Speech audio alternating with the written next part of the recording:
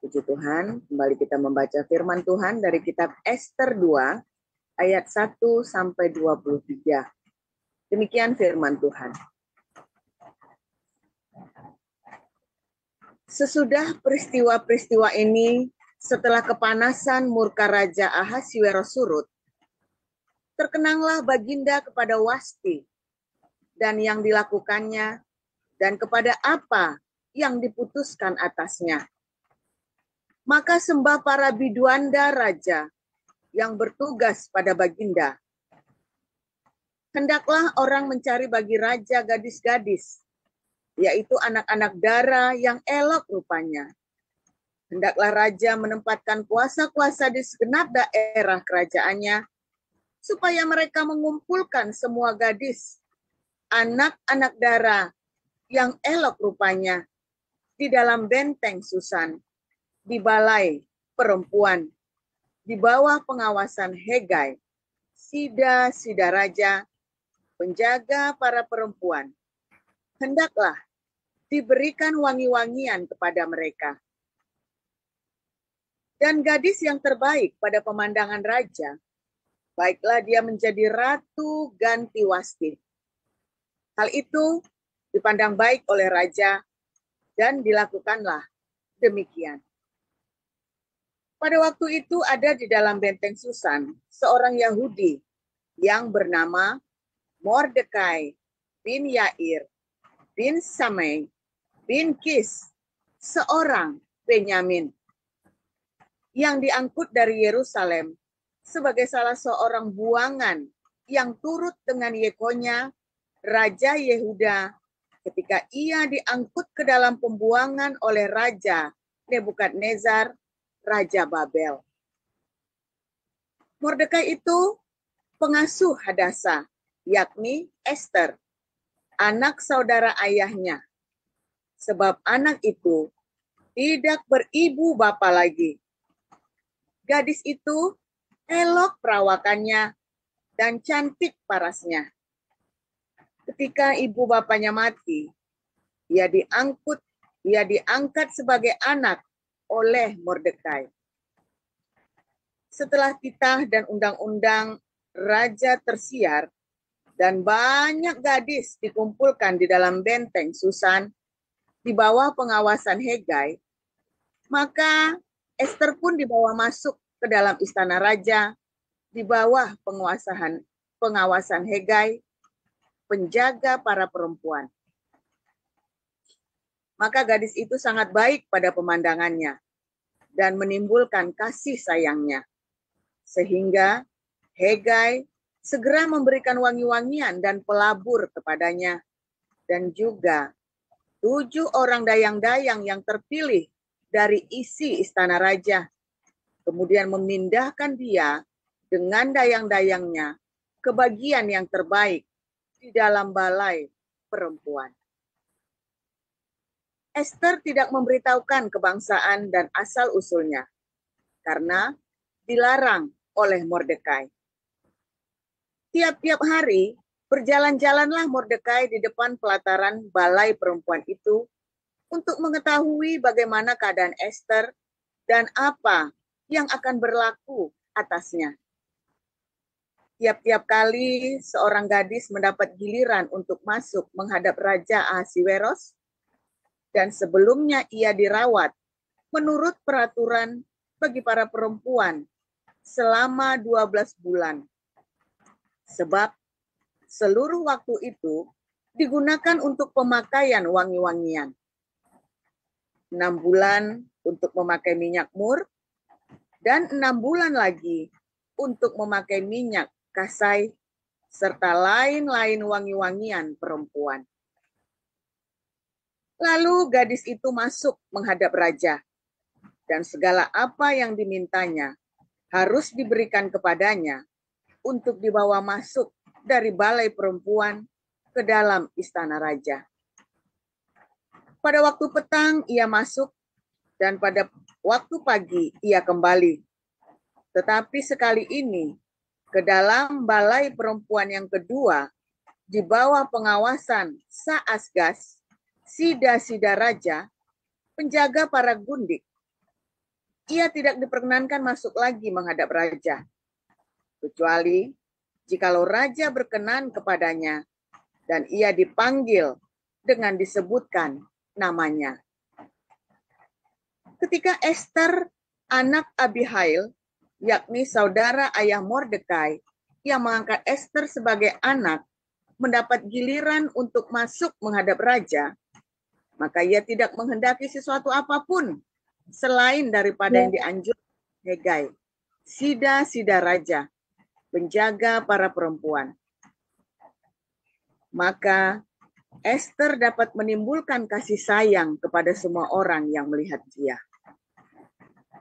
Demikianlah Esther dibawa masuk menghadap Raja Ahasiweros ke dalam istananya pada bulan yang ke-10, yakni bulan Tebet, pada tahun yang ke-7 dalam pemerintahan Baginda. Maka Esther dikasihi oleh Baginda lebih daripada semua perempuan lain, dan ia beroleh sayang dan kasih Baginda lebih daripada semua anak dara lain, sehingga Baginda mengenakan mahkota kerajaan ke atas kepalanya dan mengangkat dia menjadi ratu ganti Wasti. Kemudian diadakanlah oleh Baginda suatu perjamuan bagi semua pembesar dan pegawainya, yakni perjamuan karena Esther dan Baginda menitahkan kebebasan pajak bagi daerah-daerah serta mengaruniakan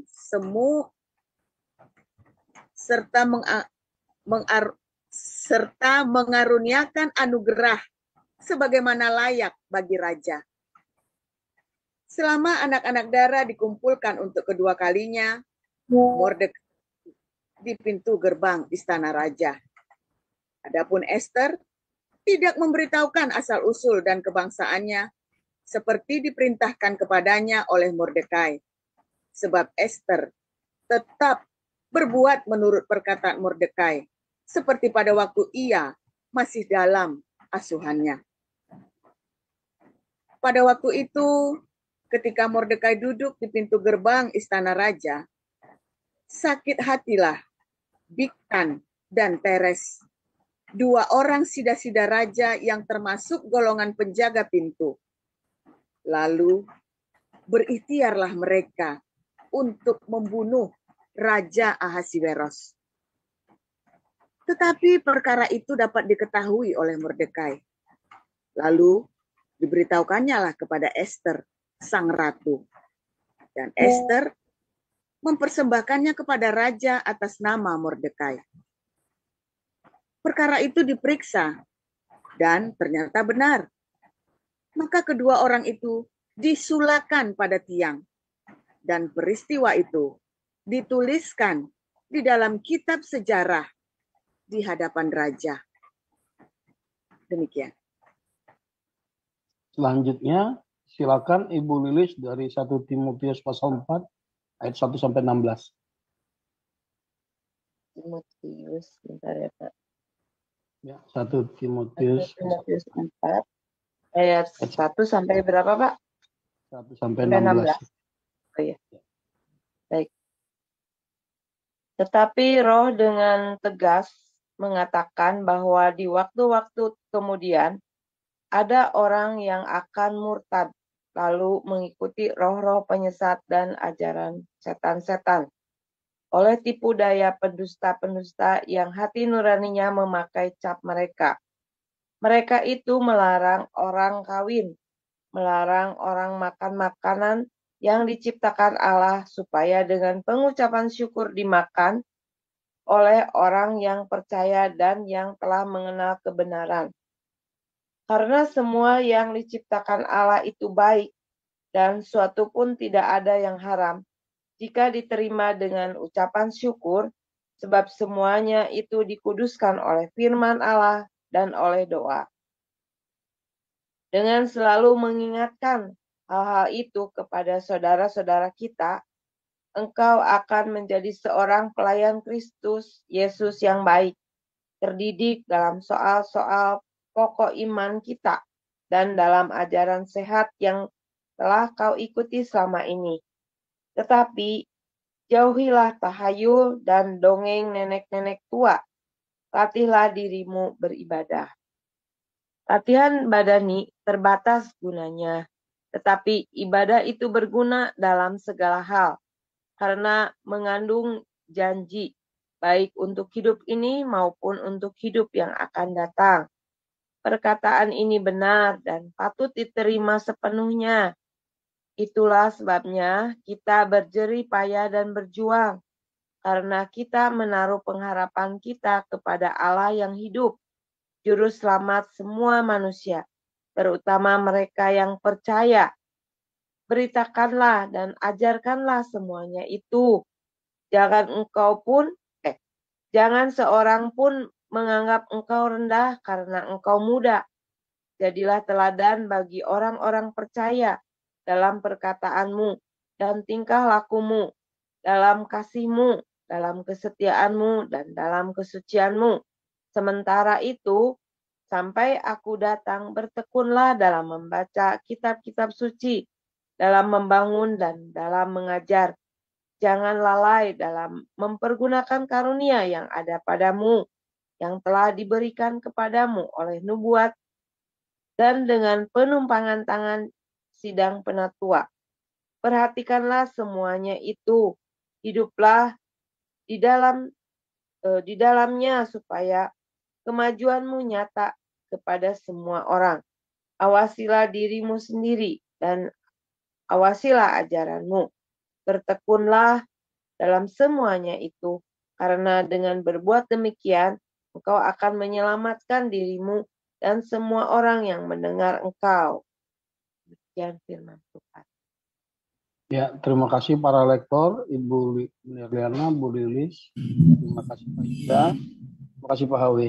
Firman Tuhan judulnya pagi hari ini Ratu Esther. Silakan, Mr. Paul.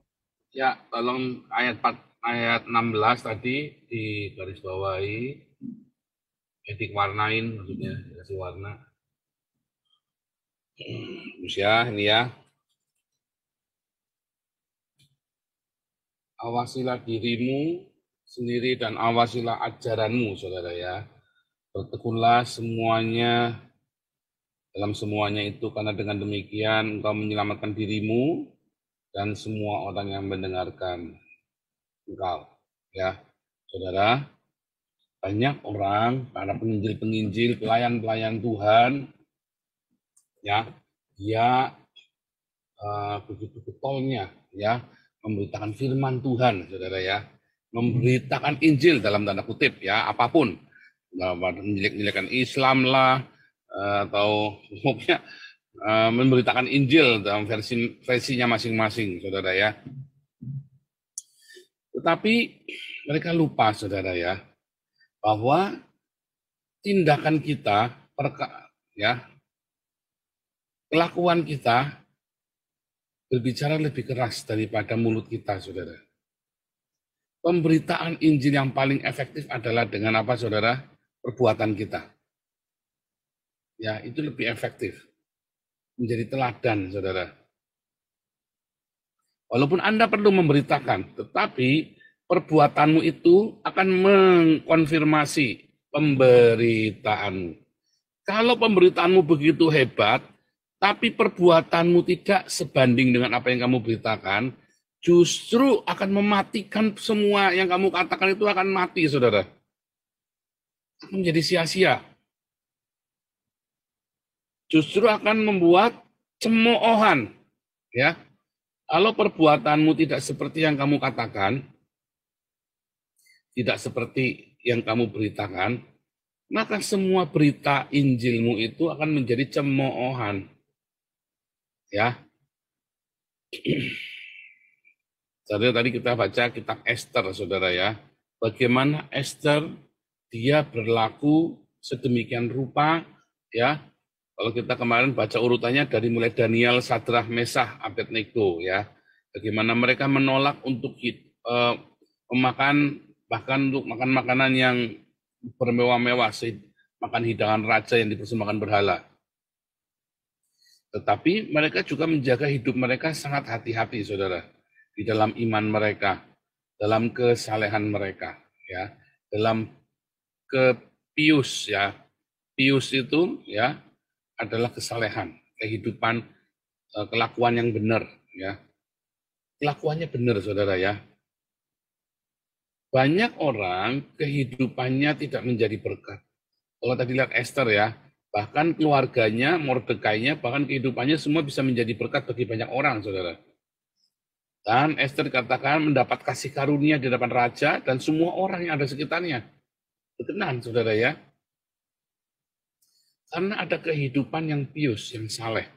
Ada kehidupan yang konsisten, ya, sehingga orang menjadi berempati dan bersimpati, saudara, ya. Ada kehidupan yang benar. Saudara, banyak pemberita-pemberita Injil yang tidak konsisten dengan perbuatannya. Dan dia dengan bangga berkata dia sudah memberitakan Injil, sementara ternyata kelakuannya jauh dari apa yang dia beritakan. Akibatnya tidak ada orang yang dimenangkan, saudara. Kan hari-hari ini Anda sedang dipertontonkan, ya kan? Dengan segala macam drama-drama orang-orang yang katanya memberitakan Injil, tetapi sebenarnya dia tidak memberitakan Injil, hanya sport otak, saudara. Debat khusus sport otak nanti berakhir di penjara mewek, saudara. Ya kan? Kelakuannya bagaimana? Nggak jelas semua, saudara. Ya, berebut donasi, ya kan? Saling bidat-membidatkan, ujungnya saling misu-misu dengan kata-kata yang jorok-jorok, saudara, ya. Dengan kemarahan, saudara, ya. Dengan kemarahan yang luar biasa. Apakah mereka memberitakan Injil, saudara? Enggak. Mereka hanya sport otak dan mencari donasi lewat YouTube, saudara. Kelakuan kita setiap hari itu sangat diperlukan. Buahnya itu, saudara, ya. Sebenarnya ini lagi cerita buah. Ya. Karena apa, saudara? Ya, ada dua hal. Ya, ada yang namanya karakter yang diproses terus-menerus, yang kita harus mengupayakan dengan kedewasaan kita. Tapi ada yang namanya buah yang terjadi dengan sendirinya. Orang yang penuh kasih itu nggak bisa, saudara, dibuat-buat. Ya, lama-lama jadi munafik dia kalau dibuat-buat, dan lama-lama orang akan tahu jadi enak. Orang yang penuh dengan sukacita itu nggak bisa dibuat-buat, saudara. Ya, dalam kondisi tertekan, keluar tuh sukacitanya, kasihnya, ya, damai sejahteranya, kebaikannya, kemurahannya. Kalau dasarnya memang ada buahnya itu, ya dia kan terus berbuah, saudara. Kelihatan bahkan ketika kondisi topan badai, buah itu tetap ada. Nah, kalau karakter, bagaimana? Itu metanoia, dimulai dari mana? Dari sini, saudara. Cara kita berpikir, kemudian mengubah cara kita bersikap. Dimulai dari metanoia, berubahlah oleh perubahan akal budimu. Itu terus-menerus metanoia itu, saudara, ya, proses yang terus-menerus, yang Anda mau orang Kristen, mau orang bukan Kristen, mau orang kafir, mau orang apa, orang Arab, orang Cina, orang apa, metanoia itu harus terus-menerus, saudara, ya. Tergantung Anda metanoia ke arah Kristus, atau ke arah apa yang menjadi patokan Anda. Beberapa orang aliran meditasi, metanoianya ke arah meditasi. Orang-orang Islam metanoianya pengen kayak Muhammad, saudara, cabul. Orang-orang yang Buddha, dia pengen seperti Siddhartha Gautama, dan juga seperti Kuan Im, bermetanoia, ya. Kita anak-anak kerajaan terang, kerajaan surga. Kita ingin bermetanoia supaya kita seperti Yesus, serupa Yesus. Itu, saudara, ya. Berubahlah oleh pembaharuan akal budi kita. Nah, itu nanti akan berkaitan dengan kita nanti akan bertambah hikmatnya, saudara. Ya, dua hal. Metanoia dan berbuah rohnya, saudara. Metanoia, Paulus, berubahlah oleh pembaharuan akal budimu.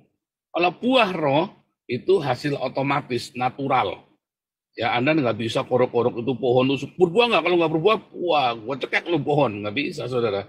Kalau kamu kasih nutrisi yang bagus, bibitnya bagus, ya, dan ranting itu tetap melekat pada batangnya, ya pasti berbuah sendiri, saudara, ya. Nggak usah dipaksa-paksa, nggak usah ada ancam-ancam. taruhin bom molotov segala macam, tidak perlu saudara, berbuat sendiri dia.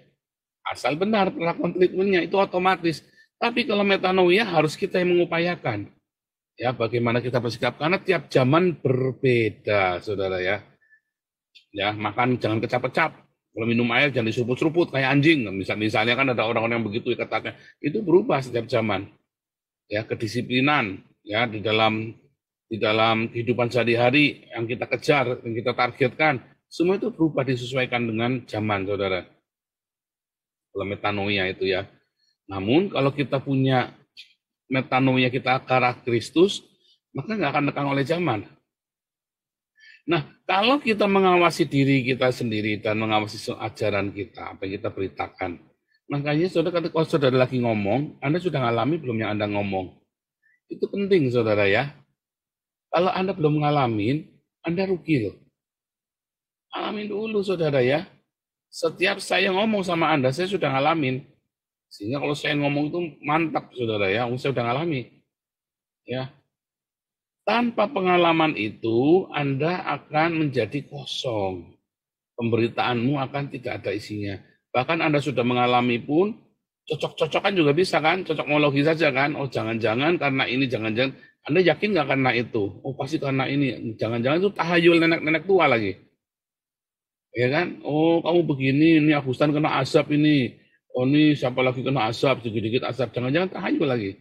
Anda pernah ngalami nggak? Oh, saya pernah ngalami, ya. Saya memaki-maki Tuhan, saya nggak mati tuh. Malah Tuhan mengasihi saya. Saya dibawa bertemu, mengalami pertemuan dengan Tuhan. Ya, walaupun dalam badai tentunya ya. Nah, makanya dengan apa Anda menakar, mengukur, ya kan?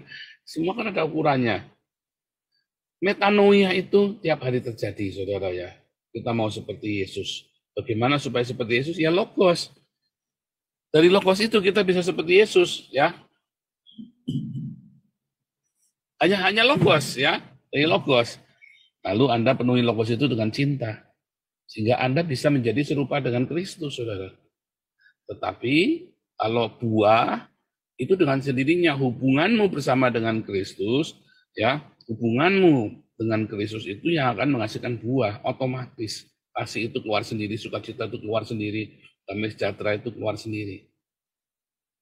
Anda perlu ini, saudara. Ketika saudara mengerti ini, awasilah dirimu dan ajaranmu, bertekun, dan kita bertekun di dalam ini, saudara, engkau akan menyelamatkan dirimu, saudara. Kenapa? Karena kalau kamu tidak mengawasi dirimu sendiri, kamu seakan-akan Kristen, kamu penginjilan, dalam tanda kutip ya, entah penginjilan model apa, saya nggak ngerti, ya tiba-tiba kamu tidak berbuah. Kamu nggak mengawasi dirimu sendiri. Kamu tidak mengalami metanoia juga, saudara. Lalu, apa dong? Satu, kamu jadi batu sandungan buat orang lain. Udah pasti, orang yang nonton enak, saudara. Nggak kepengen menjadi pengikut Yesus.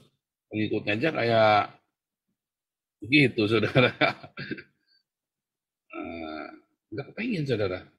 Beda dengan komunitas kita. Makanya saya selalu berkata, teladanilah aku seperti aku meneladani Kristus ya dalam 1 Korintus 11 ayat 1.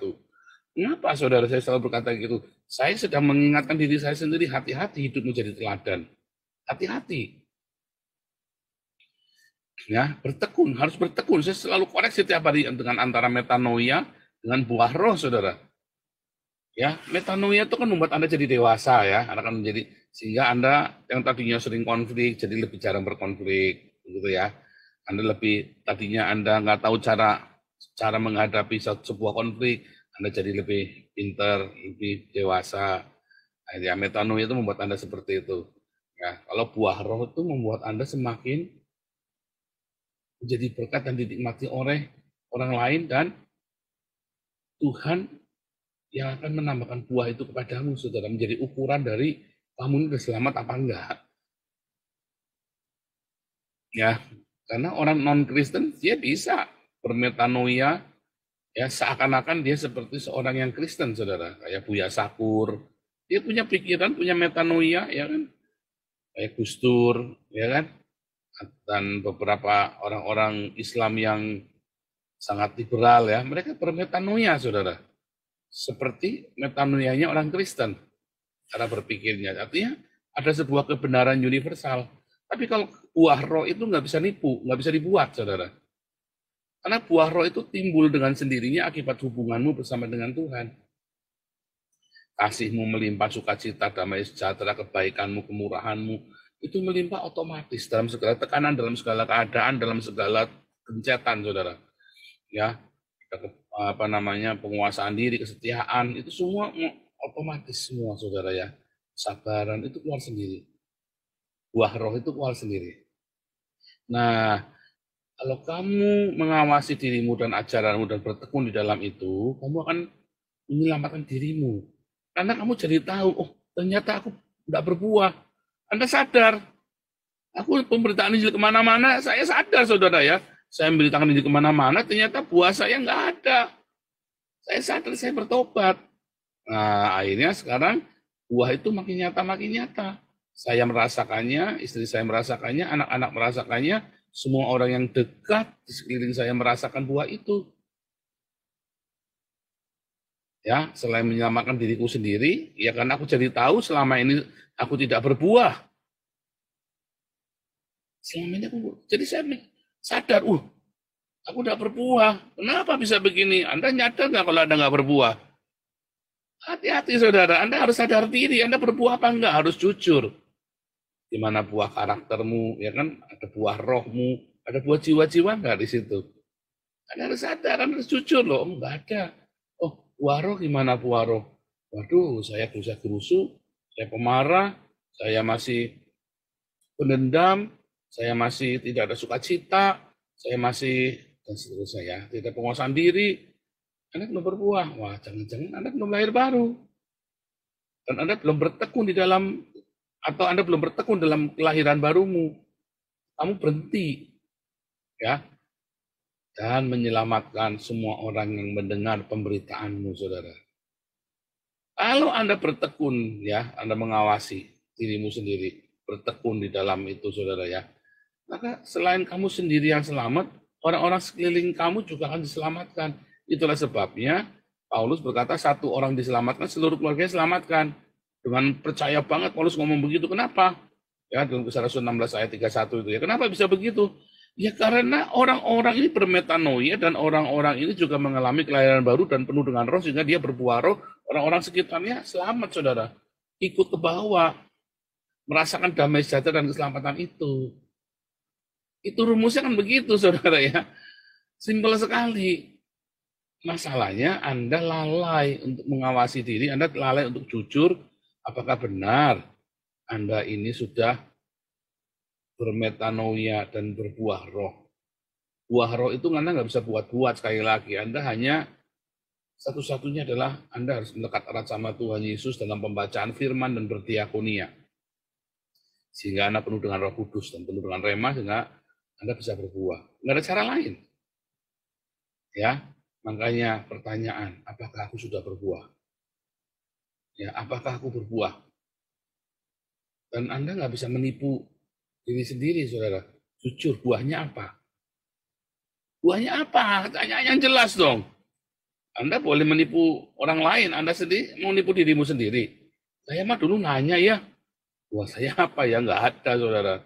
Dan saya sedih sekali, saudara, waktu saya tengok dulu ya, berapa 10 tahun yang lalu ya.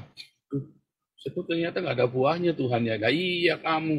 Setelah itu sudah saya ingin berbuah. Melekat erat sama Tuhan. Ya, dalam apa? Dalam firman-Nya. Dalam kasih-Nya. Akhirnya, lama-lama kemudian mulai buah itu nampak, saudara. Waduh, lega sekali saya, saudara ya. Makanya itu ada orang-orangnya, pengikutnya Lukas itu ya. Dia ngomong sama saya, udah mau rapture, saya bilang, nah emang kamu di rapture? Sebetulnya artinya gini, rapture itu nggak ada, saudara ya. Bahasa rapture itu di Alkitab itu nggak ada rapture, nggak ada ya. Adanya adalah tubuhmu di balik tubuh kemuliaan. Yang benar itu ya, saudara ya. Nah, itu kapan terjadinya? Nanti, kalau antikris, Yesus datang untuk membunuh antikris itu sambil rapture kita.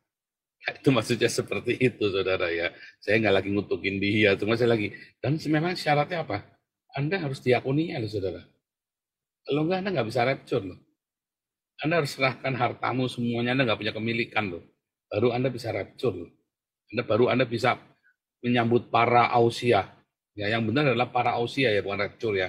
Para ausia itu adalah kedatangan Tuhan. Ya.